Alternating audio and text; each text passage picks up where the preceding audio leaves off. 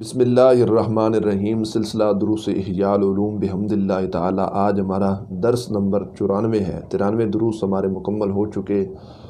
حج اور عمرہ شریف کا بیان چل رہا تھا، تو اسی کے حوالے سے کچھ احادیث کو ہم بیان کر رہے تھے، تو وہی سلسلہ آگے بڑھاتے ہیں۔ اس کے متعلق آج کچھ احادیث ہوں گی آب زمزم کا جو پانی پیا جاتا ہے اس کے متعلق، اور جو حجر اسود کا پتھر ہے جس کو لوگ چومتے ہیں یا چوم نہیں سکتے تو کیا کرتے ہیں، استلام کرتے ہیں، رکن یمانی، ان کے متعلق حضرت عبداللہ بن عبید بن عمیر بیان کرتے ہیں، انہوں نے اپنے والد کو حضرت عبداللہ بن عمر رضی اللہ تعالی عنہ سے یہ کہتے ہوئے سنا ہے کہ کیا وجہ ہے، میں نے آپ کو دیکھا ہے کہ آپ 2 ارکان کا استلام کرتے ہیں، حجر اسود اور رکن یمانی۔ تو حضرت عبداللہ بن عمر رضی اللہ تعالی عنہ نے فرمایا کہ میں ایسا اس لیے کرتا ہوں، اس واسطے میں ان کا استلام کرتا ہوں کیونکہ میں نے حضور نبی پاک صلی اللہ علیہ وآلہ وبارک وسلم سے سنا ہے، آپ نے ارشاد فرمایا ان دونوں کا استلام جو ہے وہ گناہوں کو ختم کر دیتا ہے، اس سے انسان کے گناہ جھڑ جاتے ہیں، انسان کے گناہ ہوتے ہیں وہ کیا ہو جاتے ہیں، معاف ہو جاتے ہیں۔ دوسری روایت حضرت عبداللہ بن عمر رضی اللہ تعالی عنہما بیان کرتے ہیں کہ میں نے آپ صلی اللہ تعالی علیہ وآلہ وبارک وسلم کو یہ فرماتے ہوئے سنا ہے، جو شخص 7 چکر لگائے جن کی وہ گنتی کرے پھر 2 رکعت ادا کر لے تو کریم رب اس کو اتنا ثواب عطا فرماتا ہے جس طرح ایک غلام آزاد کرنے پر ثواب عطا فرماتا ہے۔ اللہ اکبر۔ اور یہ بھی ہے، حضور نبی کریم صلی اللہ علیہ وسلم ارشاد فرماتے ہیں، طواف کرتے ہوئے آدمی جو بھی قدم رکھتا ہے، یہ طواف کعبہ کے لحاظ سے جو 7 چکر لگائے جاتے ہیں، پھر اس لحاظ سے کہ دوران طواف انسان جو قدم رکھتا ہے اور جو قدم اٹھاتا ہے، ایک قدم جو طواف کرتے ہوئے انسان اٹھاتا ہے اس پر رب کریم جل جلالہ ایک نیکی بڑھاتا ہے، ایک گناہ معاف فرماتا ہے،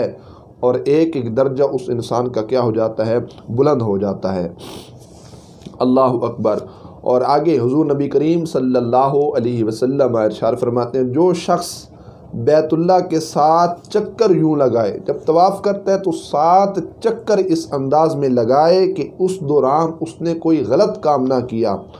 تو کریم رب اس کو اتنا ثواب عطا فرماتا ہے جس طرح ایک غلام آزاد کرنے پہ اللہ ثواب عطا فرماتا ہے۔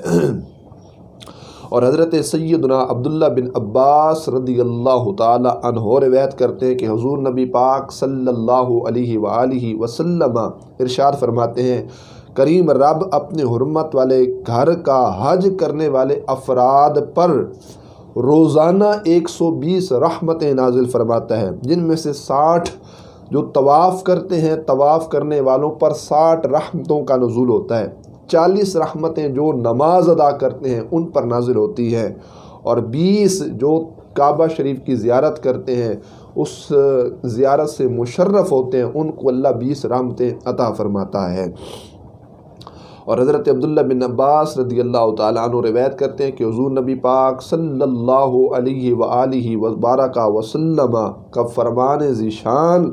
بیت اللہ کے ارد گرد طواف کرنا نماز کی مانند ہے، نماز کی طرح ہے، البتہ تم لوگ اس دوران کلام کر سکتے ہو، تو جو شخص اس دوران کلام کرے تو وہ صرف بھلائی کی بات کرے۔ مطلب حضور نبی کریم علیہ السلام نے طواف کو نماز کی مانند کہا،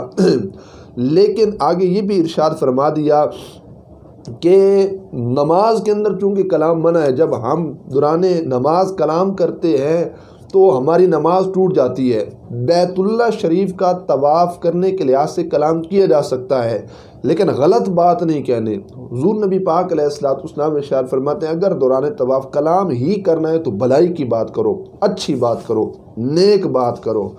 اللہ اکبر۔ حضرت سیدنا عبداللہ بن عباس رضی اللہ تعالی عنہما روایت کرتے ہیں کہ حضور نبی رحمت عالم صلی اللہ علیہ وآلہ وبارک وسلم نے ارشاد فرمایا، جو شخص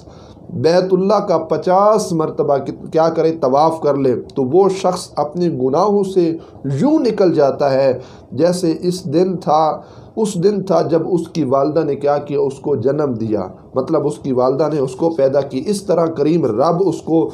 گناہوں سے نکال دیتا ہے، بالکل پاک و صاف فرما دیتا ہے۔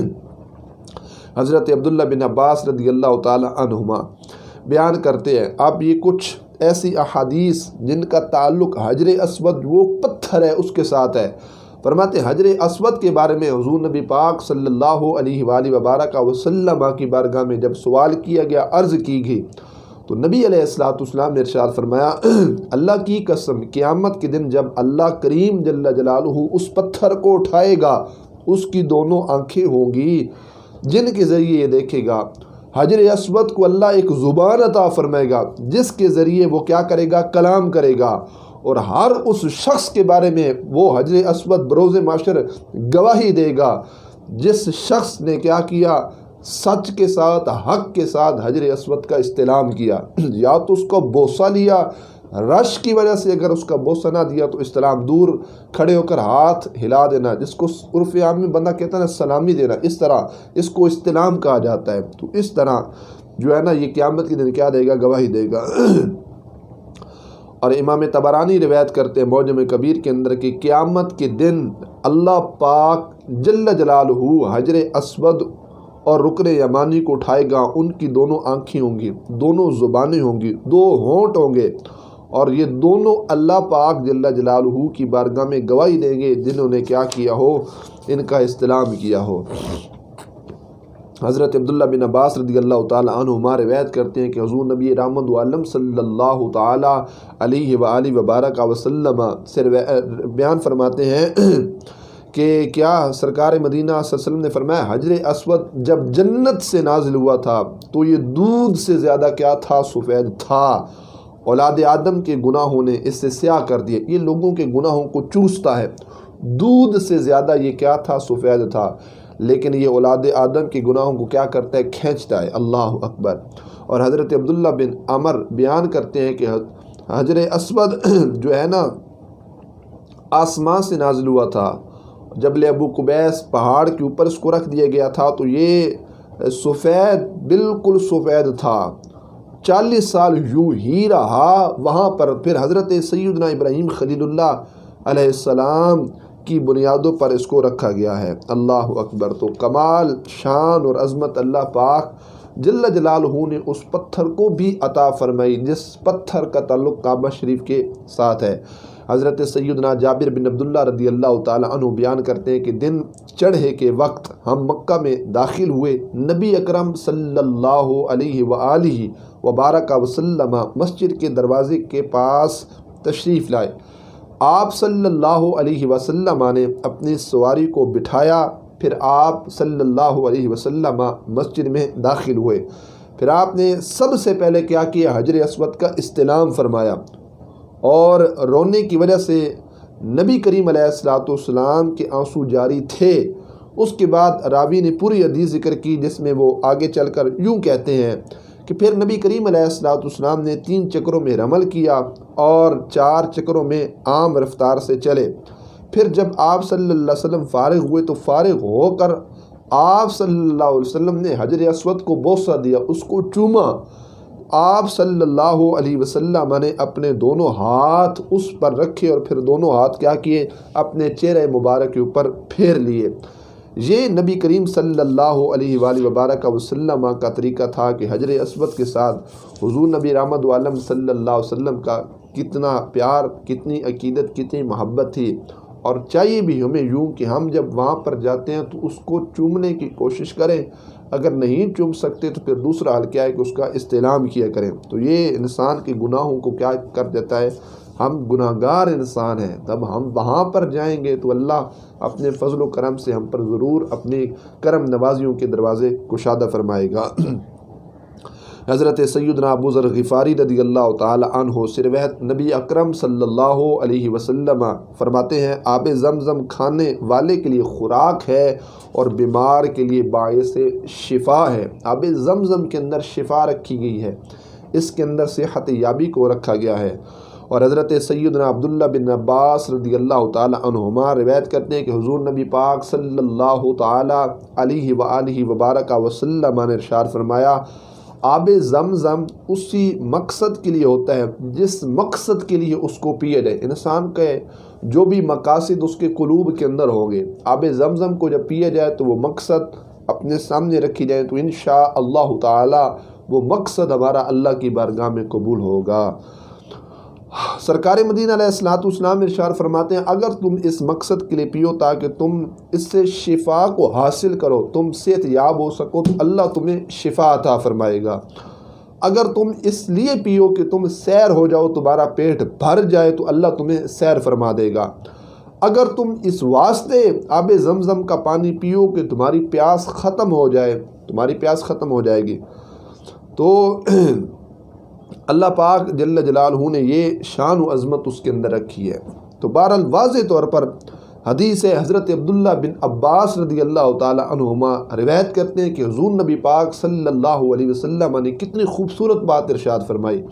آب زمزم کو جس مقصد کے لیے پیے جائے وہ مقصد پورا ہوتا ہے۔ اگر کوئی شخص بیماری سے صحت حاصل کرنے کے لیے آب زمزم کا پانی استعمال کرتا ہے، اللہ اس کو صحت عطا فرماتا ہے۔ سرکار فرماتے ہیں اگر کوئی شخص چاہتا ہے کہ آب زمزم کا پانی پی کر وہ سیراب ہو جائے، اللہ فقط اس کو سیراب فرمائے گا۔ اور آگے سرکار فرماتے ہیں اگر کوئی شخص آب زمزم کا پانی پی کر یہ چاہتا ہے کہ میری پیاس ختم ہو جائے، سرکار فرماتے ہیں اللہ اس کی پیاس کو ختم فرما دے گا۔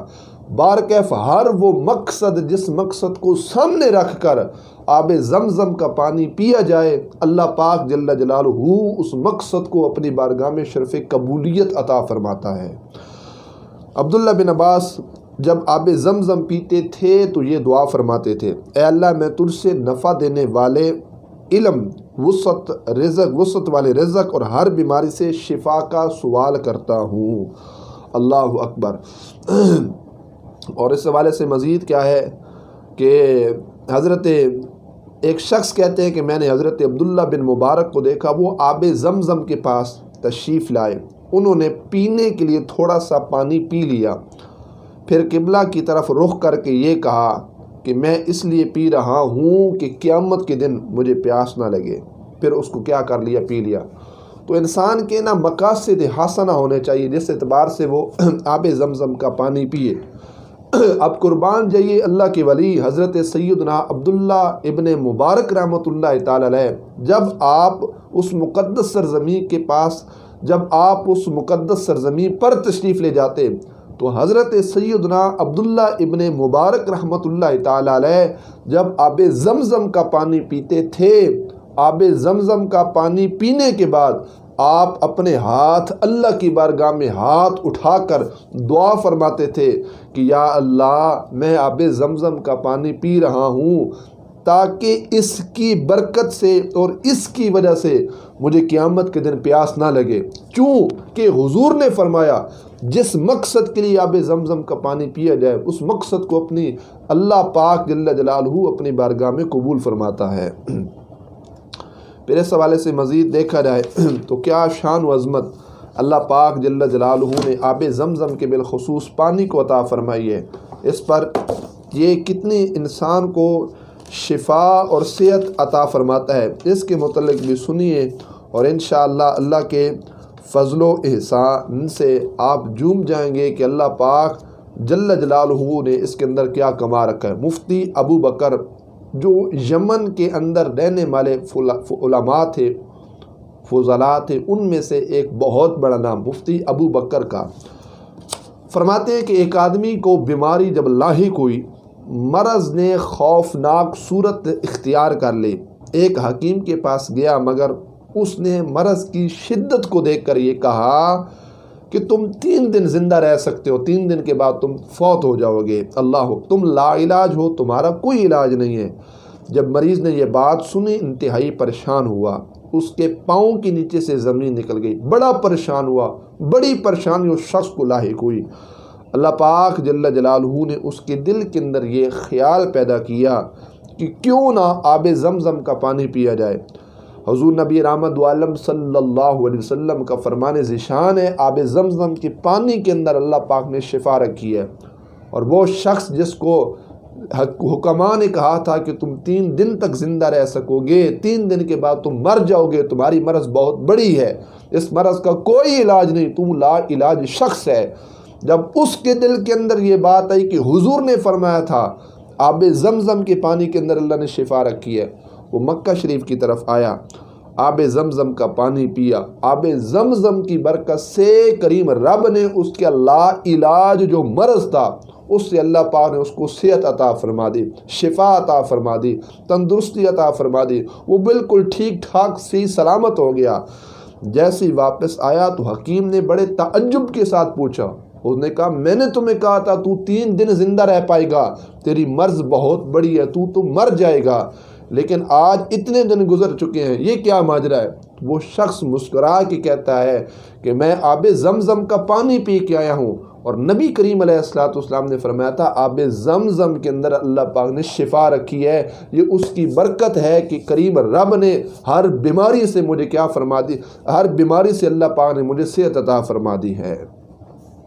یہ تاریخ مکہ مکرمہ کے اندر یہ بات موجود ہے۔ تو بہرکیف حج ہو، عمرہ ہو، حجر اسود کی بات کی جائے، استلام، صفا مروہ پہ دوڑنا، اس کے طواف، آب زمزم، جس لحاظ سے ان مقامات کو دیکھا جائے ان کی شانیں بڑی انوکھی ہیں، بڑی نرالی ہیں، اور انسان تو فقط یہی دعا کر سکتا ہے کہ کریم رب ہمیں ان مقدس مقامات کے فیوز و برکات سے ہمارے سینوں کو مستفیض فرما، اور اللہ تعالیٰ عمل کی توفیق نصیب فرمائے۔ یہ 94 دروس الحمدللہ ہمارے مکمل ہو چکے، حج اور عمرہ، اور بالخصوص مکہ شریف، پھر مدینہ پاک، مکہ کے حوالہ سے، پھر مسجد نبوی شریف، پھر مسجد حرام، یہ بیت الحرام، یہ جتنی بھی انشاءاللہ چیزیں اس پر جو بھی احادیث و مستند واقعات ہوں گے انشاءاللہ ہم اگلے چند دروس کے اندر اس کو ذکر کر کے یہ انشاءاللہ یہ پورا ایک جو ہوگا موضوع اس کو ہم مکمل کرنے کی کوشش کریں گے۔ اللہ پاک حجت الاسلام حضرت سیدنا امام غزالی رحمۃ اللہ تعالی علیہ کی درجات بلند فرمائے، اور آپ کے علمی روحانی فیوز و برکات سے اللہ ہم سب کو مستفیض فرمائے۔ وآخر دعوانا ان الحمدللہ تعالی رب العالمین۔